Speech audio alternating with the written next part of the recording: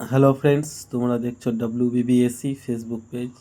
এখানে তোমরা ক্লাস পঞ্চম থেকে দশম শ্রেণীর সমস্ত বিষয় পরীক্ষা আসার মতো প্রশ্নোত্তর পাবে। আজকে আমি ক্লাস 7-এর রায় মার্টিন কোশ্চেন ব্যাংকের ফার্স্ট ইউনিট টেস্টের জন্য পরিবেশ ও বিজ্ঞানের প্রথম স্কুলটি সমাধান করেছি। এইভাবে সমস্ত স্কুলের প্রশ্নোত্তর তোমরা এখান থেকে পেয়ে যাবে। তোমরা তাহলে দেরি না করে দেখা শুরু করা যাক। প্রথম প্রশ্নটি হচ্ছে, সেলসিয়াস ও Fahrenheit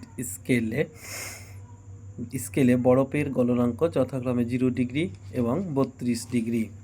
zinc plus copper sulphate এই বিক্রিয়াটি একটি প্রতিস্থাপন বিক্রিয়া। লীন তাপ পদার্থের অবস্থার পরিবর্তন ঘটায়। সোডিয়াম আয়নে ইলেকট্রন সংখ্যা হচ্ছে 10টি। তাপ পরিমাপ করার যন্ত্র হচ্ছে ক্যালোরিমিটার।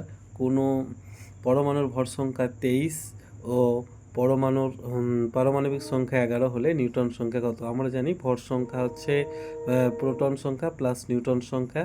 তাহলে নিউটন সংখ্যা হচ্ছে ভর সংখ্যা থেকে প্রোটন সংখ্যা বিয়োগ করলে 12 পেয়ে যাব। তাপ পরিমাপের এসআই একক জুল। পরিবর্তনশীল সূর্যতা দেখা যায় এমন একটি মৌলের নাম ও চিহ্ন। মৌলটি হল তামা ও চিহ্ন হচ্ছে Cu। 10 গ্রাম বরফকে 10 গ্রাম জলে পরিণত করতে কত পরিমাণ তাপের প্রয়োজন হবে?